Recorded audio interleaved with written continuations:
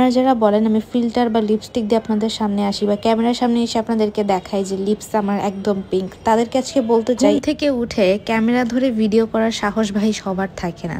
যেমন ঠিক আমার দেখতে পাচ্ছেন আমি এখন কিন্তু ঘুম থেকে উঠেছি এবং ভাবলাম যে এমন র লিপসের একটা ভিডিও আপনাদের জন্য করে রাখা যাক।